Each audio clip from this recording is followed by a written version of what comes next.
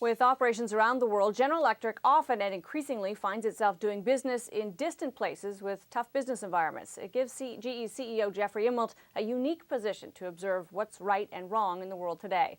In the second part of my exclusive conversation with Jeffrey Immelt, I asked him what worries him the most. So I always think about, Amanda, what we lived through in 2008, that was horrible. You can never take that off the grid. That's liquidity in a crisis, so I think about that. But the new emerging threats are things like cyber terror, and that's massive. And I think companies are, I know we take it extremely serious. I view it as an enterprise risk to the company, both our infrastructure and our products. So I view that as a very big, important aspect. I always, in the businesses we're in, I always worry about things like product failure and making sure we understand the science around our products. And again, compliance. Just, we live in a dangerous world, a regulated world. I'm always keen on compliance. But, 20 years ago in GE, we would talk about controlling everything we do. We don't control much anymore. We live in a wide open world, a transparent, wide open world where dangers and threats come from a ton of different angles.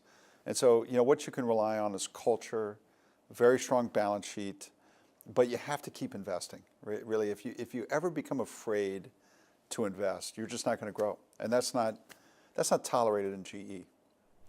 The intersection of this sort of bright potential of intelligent machines, big data, and analyzing it with cybersecurity, cyber attacks is sort of terrifying. If you think of the things that could happen, right? Power stations taken offline, et cetera. Is a private business like yours supposed to be the one to police that, or is it at the level of government? You need standards. No, it's a great question, and I think that's still kind of evolving, is what I would say. Certainly, there's going to be some government standard setting or things like that. Again, I don't think we want it to stop innovation, but there's going to have to be some open standards. But again, I think it's one where, business can set high standards, work together to get it solved. And whether it's, there used to be things called ISO standards or OSHA 1910 or things like that. Cyber's got to be treated the same way. It's got to be treated as a safety issue, and it's got to be, kind of industry setting standards and specifying to it and keeping it safe. But it's emerging, right? So every time you read about something new in the newspaper, you say, hey, this is a new avenue of science that everybody needs to now be a new threat, a new way the threat gets delivered.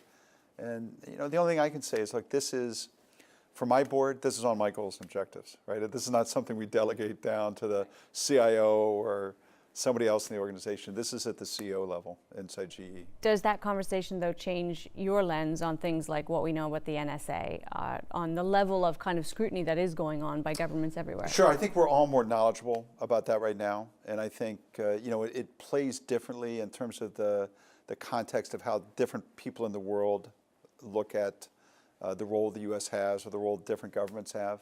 But at the same time, not so much what the NSA does, but the science around what's going on there. Those are things that business needs to understand what they're doing so we know what's on the leading edge. I want to close with what you're most optimistic about for your company. Oh gosh, I think the ability to change. I mean, what is always the best about GE is you never are cast the way you were before. And so in our case, this is an immensely global company. I became CEO, let's say 13 years ago. We were 70% inside the United States. By 2015 or 2016, we'll be 70% outside the United States.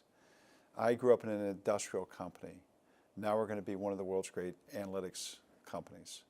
So you never have to say, we were in the media and consumer business, now we're a huge infrastructure company. What I'm most optimistic about GE is our ability to transform ourselves. And it comes back to good ideas, but really great people. All right, we'll leave it there. We appreciate your time. Great, thanks. Thanks, Amanda.